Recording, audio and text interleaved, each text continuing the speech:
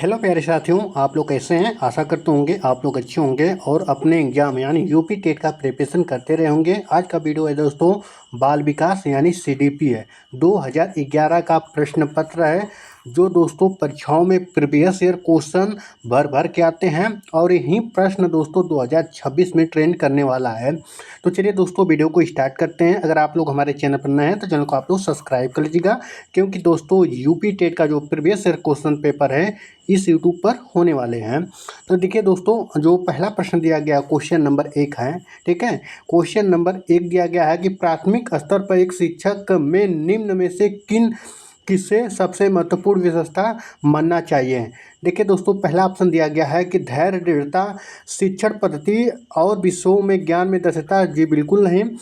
अति मानक भाषा में पढ़ने में दक्षता, ये भी नहीं है। यानी पढ़ने की उत्सुकता, ये भी नहीं है। तो क्या है दोस्तों, शिक्षक के क्या होना चाहिए, यानी धैर्य और दृढ़ता होना चाहिए, शिक्षक में महत्वपूर्ण होता है, ठीक है। तो चलिए अगले प्रश्न करते हैं। अगला प्रश्न दिया गया क्वेश्चन नंबर 2 दिया गया है। थोड़ा काफ़ी बड़ा है दोस्तों, आप लोग देख लीजिएगा, ठीक है। बहुत ऐसे अभ्यर्थी हैं जो इस बहुत बड़ा यानी क्वेश्चन देखकर चले जाते हैं, ऐसे ही ट्रिक कर चलते हैं। थोड़े से पढ़ेंगे आप लोग दोस्तों, वह आपको कहीं ना कहीं आ जाएगा, 1 नंबर आ जाएगा, ठीक है। दूसरा प्रश्न दिया गया कि एक शिक्षक अपने लोकतांत्रिक स्वभाव के कारण विद्यार्थियों को पूरी कक्षा में कहीं भी बैठने की अनुमति देता है। कुछ विद्यार्थी एक साथ बैठते हैं और चर्चा करते हैं या सामूहिक पठन करते हैं, कुछ चुपचाप बैठकर अपने आप पढ़ते हैं। एक अभिभावक को यह पसंद नहीं आता है, तो इस स्थिति में निपटने का निम्न में से कौन सा तरीका सबसे बेहतर हो सकता है। देखिए दोस्तों, पहला ऑप्शन दिया गया है कि अभिभावक को प्रधानाचार्य से अनुरोध करना चाहिए कि वे उनके बच्चे का अनुभाग बदल दें। देखिए दोस्तों, ये तो नहीं करना चाहिए, ठीक है। अभिभावक को शिक्षक पर विश्वास व्यक्त करना चाहिए और शिक्षक के साथ साथ समस्या पर चर्चा करना चाहिए। जी बिल्कुल, सबसे बेस्ट ऑप्शन है दोस्तों यही, यानी ऑप्शन नंबर 2 सही है, ठीक है। तो चलिए अगले प्रश्न करते हैं। अगला प्रश्न दिया गया क्वेश्चन नंबर 3 दिया गया है। तीसरा में दिया गया है कि वह अवस्था जो बच्चा तार्किक रूप से वस्तुओं व घटनाओं के विषय में चिंतन प्रारंभ करता है। तो किस अवस्था में दोस्तों वह प्रारंभ करता है, आप लोग को बताना है। तो दोस्तों देखिए दोस्तों, यह मूर्त अवस्था में यानी मूर्त संक्रियात्मक अवस्था में चिंतन प्रारंभ करता है दोस्तों। यानी शक्ति कब प्रबल हो जाती है, तो यह दोस्तों औपचारिक संक्रियात्मक अवस्था में हो जाता है, ठीक है। अगर यही दोस्तों प्रारंभ हुआ है, अगर यही प्रबल बोल दिया जाए, यानी ठीक है, चिंतन किसमें पूर्ण रूप से यानी अमूर्त रूप से कब चिंतन करने लगता है, तो यह हो जाएगा औपचारिक संक्रियात्मक अवस्था में। बट दोस्तों जो इसका जो प्रारंभ करता है मूर्त संक्रियात्मक अवस्था में करता है, ठीक है। यानी कह सकते हैं कि 2 से यानी 7 से 11 साल के बीच में यह अवस्था होती है। तो चलिए अगले प्रश्न चलते हैं। अगला प्रश्न दिया गया क्वेश्चन नंबर 4 दिया गया है मन का मानचित्रण, ठीक है, मनचित्रण संबंधित है।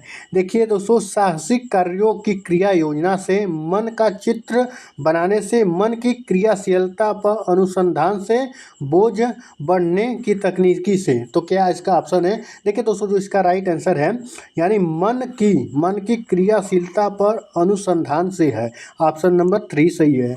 अगला प्रश्न दिया गया क्वेश्चन नंबर 5 दिया गया है। विशेष रूप से प्राथमिक स्तर पर विद्यालय की सीखने यानी विशेष रूप से प्राथमिक स्तर पर विद्यार्थियों की सीखने संबंधी समस्याओं को संबोधित करने का सबसे बेहतर तरीका है। तो कौन सा है दोस्तों, यह तरीका दोस्तों है यानी क्षमता के अनुरूप, ठीक है, क्षमता के अनुरूप विभिन्न शिक्षण पद्धतियों का प्रयोग करना, ऑप्शन नंबर 4 सही है। चलिए अगले प्रश्न चलते हैं। अगला प्रश्न दिया गया क्वेश्चन नंबर 6 दिया गया है। निम्नलिखित में से कौन सा शिक्षार्थियों में सृजनात्मकता का पोषण करता है, कौन सा करता है, तो जिसका राइट आंसर है दोस्तों यानी प्रत्येक विद्यार्थियों की अंतर्जात प्रतिभाओं का पोषण करने की अवसर उपलब्ध कराना, ऑप्शन नंबर 1 सही है, ठीक है। तो चलिए अगले प्रश्न मिलते हैं। अगला प्रश्न दिया गया क्वेश्चन नंबर 7 दिया गया है। जिन प्यारे संबंधी दोस्तों यूपी टेट में कम से कम 2 से 3 नंबर, ठीक है, 2 से 3 नंबर अवश्य पूछे जाते हैं। वेरी मोस्ट जिन प्यारे जी हैं यानी यूपी टेट के लिए। जो पूछा गया प्रश्न इसमें क्वेश्चन नंबर 7 है, पियाजे के अनुसार निम्नलिखित में से कौन सी अवस्था में बच्चा अमूर्त संकल्पनाओं के विषय तार्किक चिंतन करना प्रारंभ करता है। तो दोस्तों आपको बताना है कब से अमूर्त कितने, यानी दोस्तों 11 से 18 वर्ष के बीच में जो होता है, यानी 11 से ऊपर होता है, वही अवस्था होती है। तो कौन सा है दोस्तों, आप लोग बताइएगा। देखो यहाँ पर दिया गया है, ऑप्शन नंबर 1 है औपचारिक संक्रियात्मक अवस्था। कहीं कहीं 12 दिया होता है, कहीं कहीं 11 दिया होता है। आप लोग इस चीज़ को ध्यान दीजिएगा, ठीक है। तो देखिए दोस्तों ऑप्शन नंबर 1 सही है, औपचारिक संक्रियात्मक अवस्था 12 वर्ष एवं ऊपर, ठीक है। ऊपर चाहे 11 वर्ष होता है, ठीक है, इसमें तो हो सकता है। जो प्रश्न दिया गया, 8वां प्रश्न दिया गया, क्वेश्चन नंबर 8 है, सीखना समृद्ध हो सकता है। सीखना समृद्ध हो सकता है, कब हो सकता है दोस्तों, तो यह वास्तविक दुनिया से उदाहरण को कक्षा में लाए जाएं, जिसमें विद्यार्थी एक दूसरे से अंतःक्रिया करे और शिक्षक उस क्रिया को सुगम बनाए। तो ऑप्शन नंबर आपका 4 सही है, ठीक है, ऑप्शन नंबर 4 सही है। चलिए अगले प्रश्न चलते हैं। अगला प्रश्न दिया गया है, क्वेश्चन नंबर 9 दिया गया है, निम्नलिखित में से कथन को सिखाने की प्रक्रिया की विशेषता नहीं मानना चाहिए। तो विशेषता नहीं मानना चाहिए यानी आपको नेगेटिव आंसर देना है। सीखना एक व्यापक प्रक्रिया, जी बिल्कुल है। सीखना लक्ष्यमुखी है, ये भी सही है, ठीक है दोस्तों। अन्न अधिगम भी सीखने की प्रक्रिया, ये भी सही है, ठीक है। देखिए दोस्तों क्या है, एकमात्र स्थान है जो दोस्तों आपको बता दें कि यह विशेषता नहीं है। तो ऑप्शन नंबर आपका 4 सही है, ठीक है, ऑप्शन नंबर 4 सही है। क्वेश्चन नंबर 10 दिया गया है, 5वीं कक्षा के दृष्टिबाधित विद्यार्थियों को क्या करना चाहिए, ठीक है।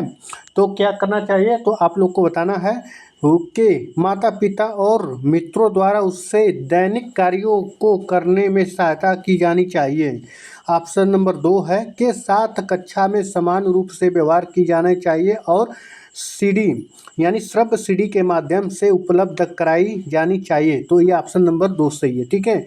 यानी कौन सा आपका राइट आंसर है दोस्तों, ऑप्शन नंबर सबसे बेस्ट है, ऑप्शन नंबर 2 सही है, ठीक है, ऑप्शन नंबर 2 सही है। चलिए अगले प्रश्न चलते हैं। अगला प्रश्न दिया गया क्वेश्चन नंबर 11 है, निम्न में से कौन सा बच्चे की सामाजिक मनोवैज्ञानिक आवश्यकताओं के साथ संबंध नहीं है। तो कौन सा संबंध नहीं है, तो आपको यह बताना है दोस्तों। क्वेश्चन नंबर 11 दिया गया है, ऑप्शन नंबर दोस्तों 2 सही है, क्योंकि दोस्तों शरीर के अपशिष्ट पदार्थों का नियमित रूप से बाहर निकलना यह आवश्यकता नहीं है, ठीक है, संबंध नहीं है। तो ऑप्शन नंबर 2 सही है। अगला प्रश्न दिया गया क्वेश्चन नंबर 12 है। क्वेश्चन नंबर 12 दिया गया है कि वह कौन सा स्थान है जहां बच्चे संज्ञानात्मक विकास को सबसे बेहतर तरीके से परिभाषित किया जाता है।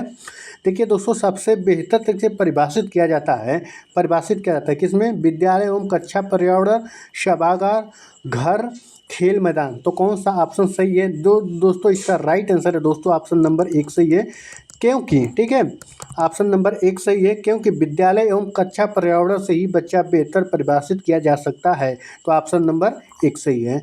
चलिए अगले प्रश्न चलते हैं। अगला प्रश्न दिया गया क्वेश्चन नंबर 13। क्वेश्चन नंबर 13 है, डॉट को एक अभिप्रेरित शिक्षण का संकेतक माना जाता है। क्या संकेतक माना जाता है, तो आप लोग आंसर करिएगा दोस्तों। चलिए इसका राइट आंसर है दोस्तों ऑप्शन नंबर 20 सही है, विद्यार्थियों द्वारा प्रश्न पूछना यह संकेतक माना जाता है। ऑप्शन नंबर 2 सही है। अगला प्रश्न है क्वेश्चन नंबर 14 है, ठीक है, निम्न में से कौन सा बुद्धिमान बच्चे का लक्षण नहीं है।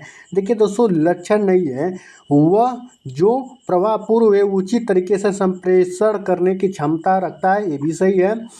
वह जो अमूर्त रूप से सोचता रहता है, ये भी सही है। जो नए परिवेश में स्वयं को समायोजित कर सकता है, ये भी सही है, ठीक है। यानी ये बच्चा कर सकता है, हमको नहीं में देना है। तो देखिए जो जो लंबे समय निबंधों को बहुत जल्दी से रटने की क्षमता रखता है। तो ये दोस्तों यह जो 14 का है दोस्तों, ये तरीका सही नहीं है। तो ऑप्शन नंबर आपका 4 सही है। तो ऑप्शन नंबर 4 सही है, नहीं कि भाई नहीं, ठीक है। रटन जहाँ रटने किया जाता है दोस्तों नेगेटिव वर्ड होता है, इसको नेगेटिव वर्ड माना जाता है, ठीक है। ऑप्शन नंबर 4 सही है। चलिए अगले प्रश्न चलते हैं। अगला प्रश्न दिया गया क्वेश्चन नंबर 15 है, बच्चे दुनिया के बारे में अपनी समझ का सृजन करते हैं, इसका श्रेय किसको जाता है। देखिए दोस्तों, किसको जाता है आप लोग को बताना है।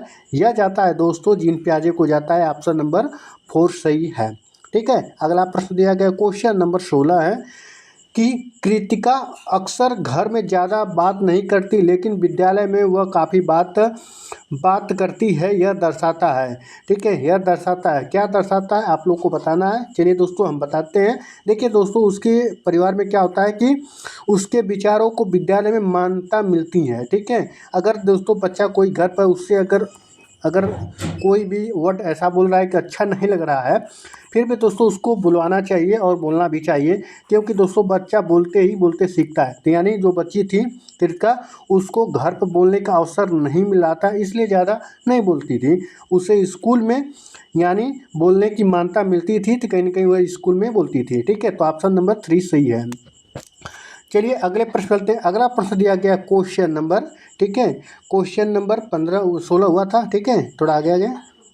क्वेश्चन नंबर 17 दिया गया क्या, एक शिक्षक को अपने विद्यार्थियों की क्षमताओं को समझने का प्रयास करना चाहिए। निम्नलिखित में से कौन सा क्षेत्र उस उद्देश्य के साथ संबंध है, ठीक है, उन किसके साथ संबंध है। तो ऑप्शन नंबर दोस्तों सी सही है, यानी ऑप्शन नंबर 3 सही है, शिक्षा मनोविज्ञान, ठीक है। अगला प्रश्न दिया गया क्वेश्चन नंबर 18 दिया गया है, सीखने की प्रक्रिया में अभिप्रेरणा क्या है आप लोग को बताना है। देखिए दोस्तों, जो अभिप्रेरणा है शिक्षार्थियों में सीखने के प्रति रुचि का विकास करती है। तो ऑप्शन नंबर आपका 3 सही है, ठीक है। तो चलिए अगले प्रश्न चलते हैं। अगला प्रश्न दिया गया क्वेश्चन नंबर, ठीक है, क्वेश्चन नंबर 19 है, शिक्षा के क्षेत्र में वह पाठ्यचर्या शब्दावली की ओर संकेत करती है। तो किस ओर संकेत करती है, तो यह करती है दोस्तों विद्यालय का संपूर्ण कार्यक्रम, जिसमें विद्यार्थियों प्रतिदिन अनुभव प्राप्त करते हैं। तो ऑप्शन नंबर दोस्तों 1 सही है। चलिए अगले प्रश्न चलते हैं। अगला प्रश्न दिया गया क्वेश्चन नंबर 20 दिया गया है, ठीक है। क्वेश्चन नंबर 20 है कि निचली कक्षाओं में शिक्षण की खेल पद्धति मूल रूप से आधारित है। तो मूल रूप से किस पर आधारित है।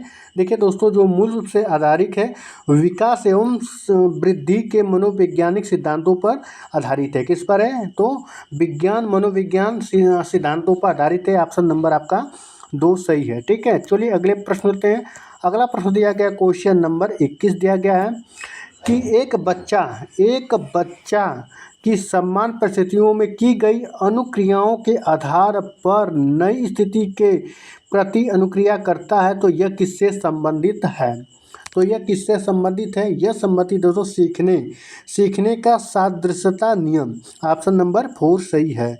चलिए अगले प्रश्न लेते हैं। अगला प्रश्न दिया गया क्वेश्चन नंबर 22 दिया गया है, प्रतिभाशाली होने का संकेत नहीं है। इसमें संकेत नहीं है दोस्तों, आप लोग को बताना है। देखिए दूसरों से झगड़ना पहला ही ऑप्शन है, यह संकेत नहीं है, ठीक है।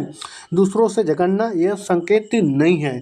अभिव्यक्ति की न्यूनता ये भी होता है बच्चों में, अगर जो प्रतिभाशाली होते हैं, जिज्ञासा भी होता है, सृजनात्मक विचार भी होता है। कौन सा नहीं है, तो ऑप्शन नंबर 1 सही है।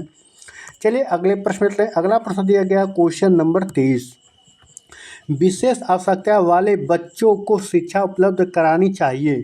ठीक है दोस्तों, कैसी करानी चाहिए आप लोग को बताना है। विशेष आवश्यकता वाले बच्चों को शिक्षा उपलब्ध करानी चाहिए विशेष विद्यालय में विशेष बच्चों के लिए विकसित पद्धति द्वारा, ठीक है, पद्धति द्वारा। तो एक तरह से दोस्तों यह हो सकता है, बट दोस्तों यह भी देखिए विशेष रूप से, ठीक है, ये तो नहीं होना चाहिए। देखिए दोस्तों, विशेष विद्यालय में जी बिल्कुल नहीं, विशेष विद्यालय में शिक्षकों द्वारा ये भी नहीं है, ये भी गलत है। यानी ऑप्शन नंबर 4 सही है, क्योंकि अन्य सामान्य बच्चों के साथ कराना चाहिए। जैसा दोस्तों बहुत सारे व्यक्ति अच्छे भी हैं, विकलांग भी हैं और कुछ मतलब आईक्यू में कम है। तो अगर सभी बच्चे एक साथ बैठते हैं, पढ़ते हैं तो कहीं न कहीं उनका शिक्षा जो बहुत ही अच्छा होता है, यानी विशेष आवश्यकता वाले बच्चों को कहीं न कहीं ये उपलब्ध कराना चाहिए। ऑप्शन नंबर 4 सही है, ठीक है। तो क्वेश्चन नंबर हुआ 24 है, ठीक है। क्वेश्चन नंबर 24 दिया गया है कि आकलन को उपयोगी और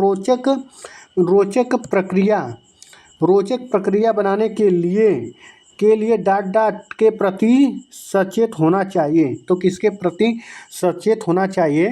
देखिए दोस्तों, ऑप्शन नंबर 2 सही है, क्योंकि शैक्षिक और शैक्षिक क्षेत्रों में विद्यार्थियों को सीखने के बारे में जानकारी प्राप्त करने के लिए विविध तरीकों का उपयोग करना चाहिए। ऑप्शन नंबर आपका 2 सही है। चलिए अगले प्रश्न चलते हैं। अगला प्रश्न दिया गया क्वेश्चन नंबर 5, ठीक है।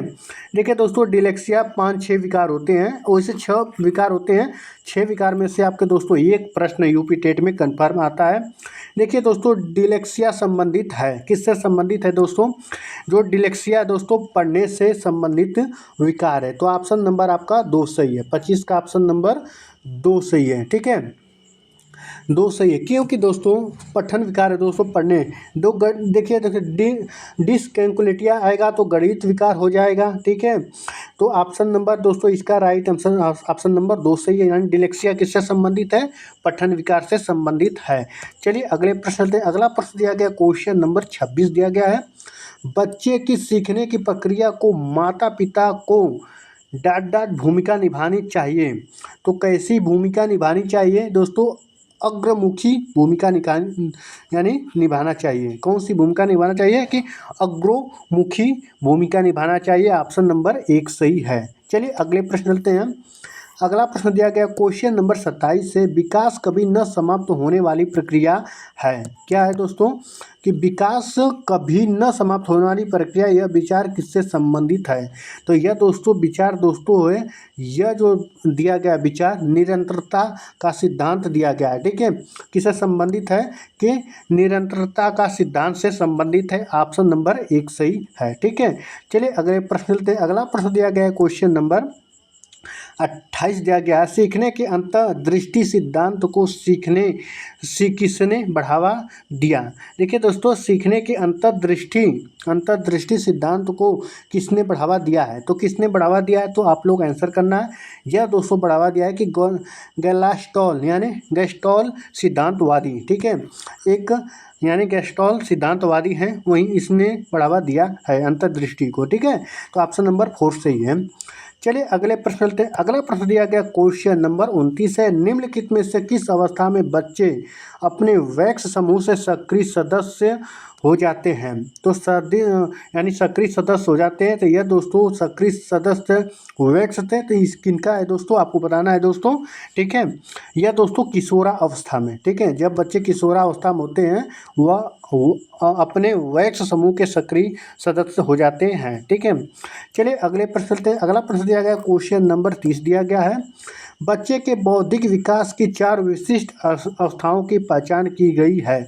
तो किसके द्वारा की गई है? तो यानी जीन पियाजे के द्वारा की गई है, ठीक है। आप लोग देखे होंगे जीन पियाजे से 3 से 4 प्रश्न आ चुके हैं, ठीक है। जीन पियाजे ने 4 अवस्था दी गई थी। एक संवेदिक गामक अवस्था, ठीक है, पूर्व संक्रियात्मक अवस्था, ठीक है। फिर उसके बाद औपचारिक अवस्था, ठीक है। देखिए दोस्तों, जो पहला जो इनका दिया गया था संक्रियात्मक अवस्था, यह दोस्तों था 0 से 2 वर्ष था, ठीक है। 2 वर्ष था यानी संवेदिक गामक अवस्था। दूसरा था दोस्तों पूर्व संक्रियात्मक अवस्था, ठीक है। पूर्व संक्रियात्मक अवस्था यह दोस्तों 2 से 7 साल था, ठीक है। और पहला हो गया, दूसरा हो गया और तीसरा हुआ था दोस्तों औपचारिक, ठीक है। औपचारिक या तो कह सकते हैं मूर्त संक्रियात्मक अवस्था, और चौथा क्या था? अमूर्त संक्रियात्मक अवस्था। यानी 4 अवस्थाएं जीन पियाजे के द्वारा दी गई थी, ठीक है। तो दोस्तों आपको बता दें कि 30 प्रश्न आपके समाप्त हो चुके हैं। यह दोस्तों 2011 का प्रश्न पत्र था, जो इतने प्रश्न आते हैं। बट दोस्तों 2011 से लेकर 2021 तक कराने वाले थे। जो पेपर लीक हुआ था, दोबारा पेपर हुआ था, उसको भी इस यूट्यूब चैनल के माध्यम से प्रीवियस ईयर क्वेश्चन सारे कराने वाले हैं। या तो सीडीपी हो, या तो ईवीएस हो, मैथ हो, संस्कृत हो, हिंदी हो, ठीक है। और एसएसटी की भी क्लास चलने वाली है इस यूट्यूब पर, ठीक है। तो आप लोग कंटिन्यू हमारे यूट्यूब चैनल पर बने रहेगा और एग्जाम तक वीडियो आप तक मिलती रहेंगी। हालांकि आप लोग को पीडीएफ चाहिए तो आप लोग कमेंट में ज़रूर करिएगा, आपको पीडीएफ प्रोवाइड की कर दी जाएगी, ठीक है। तो मिलते हैं नेक्स्ट वीडियो में और नेक्स्ट सब्जेक्ट के साथ। धन्यवाद।